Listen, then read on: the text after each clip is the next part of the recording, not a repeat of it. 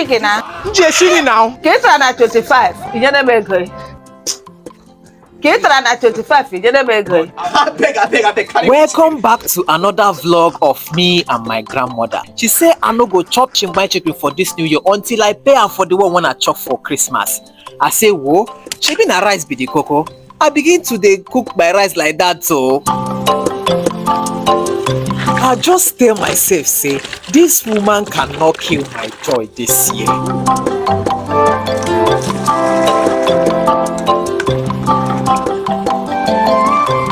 I know say many of una no go know this method, but now this method we dey use to blend our tomatoes for village. Wey be say you go use mortar and pestle take blend the cooked tomatoes. Oh my God.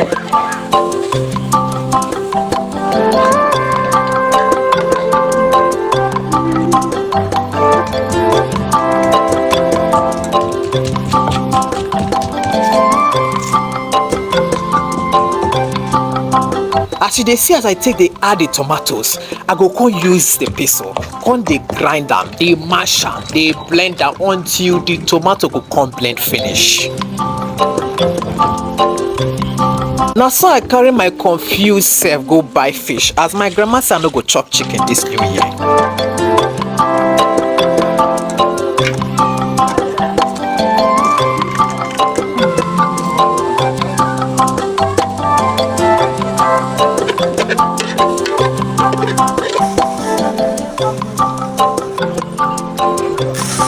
Where did this woman hide?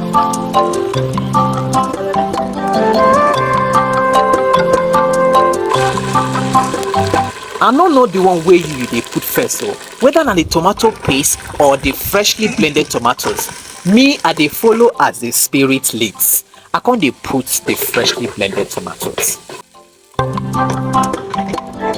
I know say you go don dey wonder wetin palm oil dey do for this food. Na my grandma when I say make e help me buy groundnut oil for market. She say she no see. I had to use the next available option.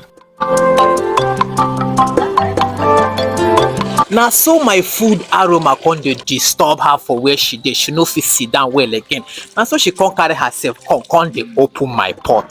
Wetin you wan go do for my pot, madam? Wetin you dey find for my pot? Food is ready. I can't begin to dey add my fish. I know as you dey wash this food like this, you go know say I sabi cook die.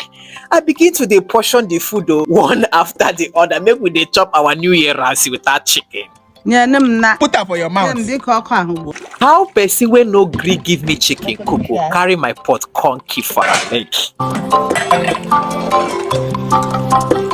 Thank you for watching. Stay tuned.